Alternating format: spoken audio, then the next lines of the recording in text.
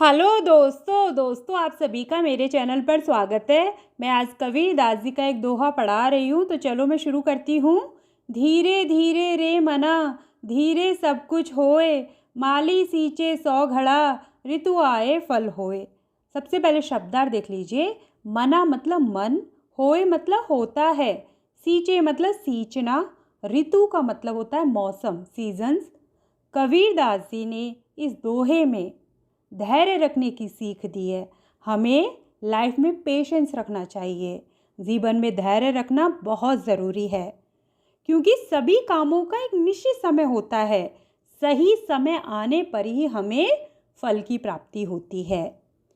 किसी भी काम को धीरे धीरे संयम से करना चाहिए, तभी हमें सक्सेस मिलती है। अब इस दोहे का पहले मैं आपको सरल अर्थ बताऊंगी और उसके बाद भावार्थ बताऊंगी। आप वीडियो को लास्ट तक देखिएगा। तो देखिए, धीरे धीरे रे मना, धीरे सब कुछ होए। यहाँ पर कबीरदास जी मना मतलब मन को समझाते हुए कह रहे हैं कि धीरे धीरे जीवन के सभी काम धीरे धीरे करने चाहिए। धीरे सब कुछ होए कि जीवन के सभी काम धीरे धीरे से ही होते हैं, इसीलिए हमें धैर्य रखना चाहिए। अब इसी बात को उन्होंने एक एग्जाम्पल से समझाया। तो देखिए, माली सींचे 100 घड़ा।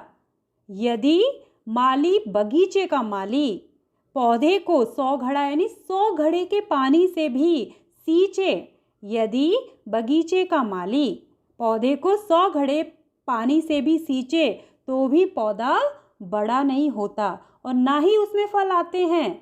ऋतु आए फल होए, पर सही मौसम आने पर फल होए यानी उसमें फल आते हैं। इस बात को मैं आपको एक एग्जाम्पल से भी समझा सकती हूँ। जैसे कि किसी बच्चे का जन्म होता है और उसके पेरेंट्स चाहे कि वो चलने लग जाए, जन्म के तुरंत बाद वो चलने लग जाए, तो ये पॉसिबल नहीं है। बच्चे को चलने के लिए 1 साल का समय चाहिए होता है। 1 साल के बाद ही बच्चा चलने लगता है। तो सभी काम सही समय आने पर ही होते हैं। अब इसका आप भावार्थ देख लीजिए। कबीरदास जी मन को समझाते हुए कहते हैं कि हे मन, जीवन के सभी काम धीरे धीरे होते हैं, इसीलिए धैर्य रखना चाहिए।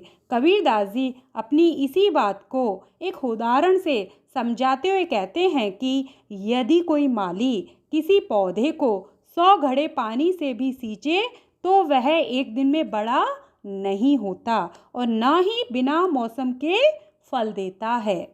सही मौसम आने पर ही पेड़ में फल आते हैं। अतः अच्छे परिणाम के लिए धैर्य रखना आवश्यक है। धन्यवाद।